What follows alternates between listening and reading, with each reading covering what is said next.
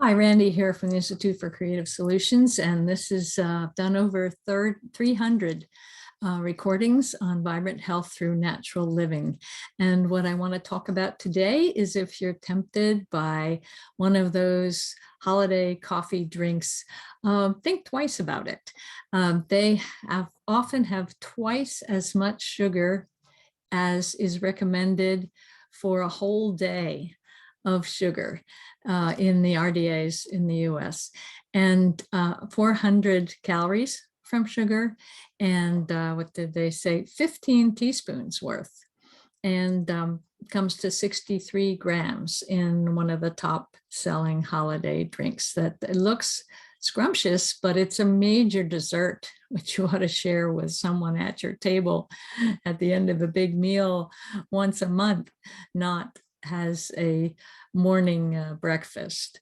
So I want to point out how it's so seductive to have sugar in everything. Half of the sugars in, half the products in the grocery store have added sugar just to increase the flavor of foods that have been stored either in a can or a package or a bag or however you buy it. Even frozen peas have some added sugar in most brands.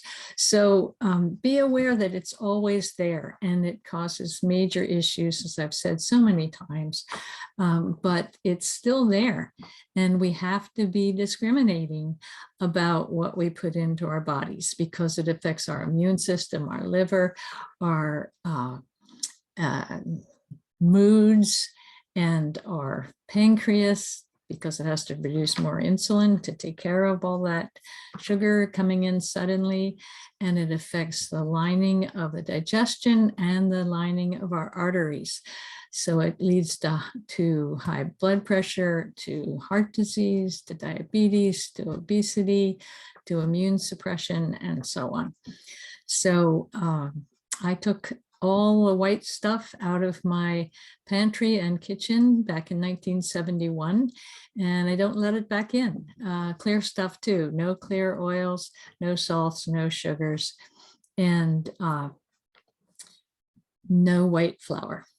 So that's a good way to get rid of refined carbohydrates, of which sugar is the most frequent and most dangerous, and it's actually addictive. It acts in the brain much like a drug.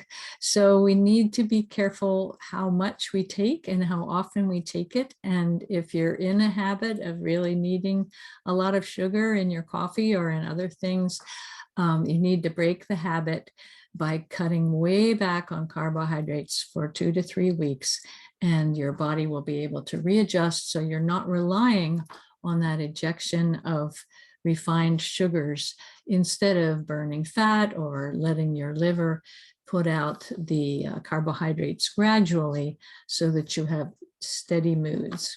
So that's all today. Think twice before you have one of those sugar-laden holiday drinks. Thanks. And Merry Christmas, Happy New Year, and Happy Holidays, however you celebrate this wonderful end of the year and return of the sun. Take care.